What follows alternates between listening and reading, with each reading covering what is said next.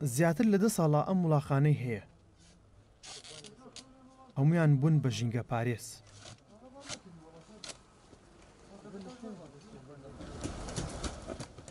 بەیەکەوە کار دەکەن و هەر بەیەکەوەش شووەردەگرن. سەرکل عزت خاوەنی وڵاخەکانە. ئەسپێک و 3 هێستری ژینگە پارێزی هەیە.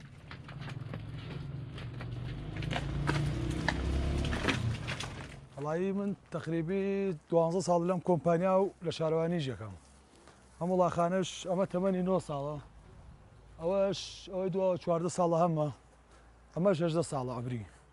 هەموو بەیانە سەعات 6 لە ماڵەوە دەرەچین و بەم کۆڵانانە ئەم خۆڵ و خۆشاکە پاکەینەوە تا ئەگاتە دەوری دا دەو 11 نیوەڕۆ.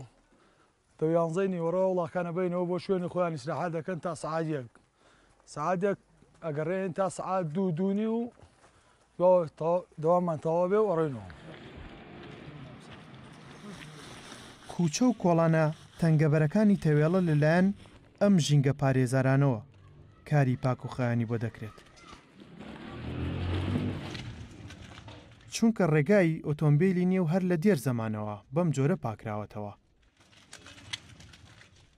کرێی مانگانەی ئەم وڵاخانە بۆ هەریەکێکیان 100,000 دینارە. کرێ ئەمانە بڵێن هی خۆمان 300,000 ئەم وڵاخانەش هەر دانێ 100,000 4 وڵاق لە تەوێڵەی ژەکە 400,000. ڕۆژانە نزیکەی 8 سەعات کار دەکەن و هەر وڵاخێک 70 کیلۆ خۆڵ و خاشاک هەڵدەگرێت. 700 تۆن خۆڵ و خاشاکی ڕۆژانەی شارۆچکەی تەوێڵە کۆ دەکرێتەوە. لەو ژمارەیە ئەم وڵاخانە نزیکەی 250 کیلۆی ڕۆژانەیان بەردەکرێت.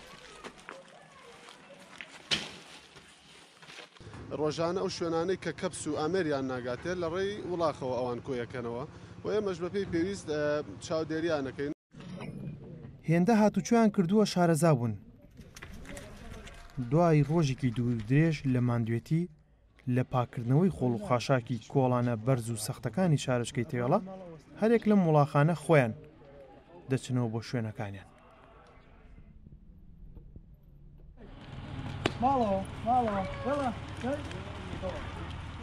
ئەحمەد ئیسماعیل گەلی کوردستان، شارۆچکەی تەوێڵەی هەورامانی سەر بە پارێزگای هەڵەبجە.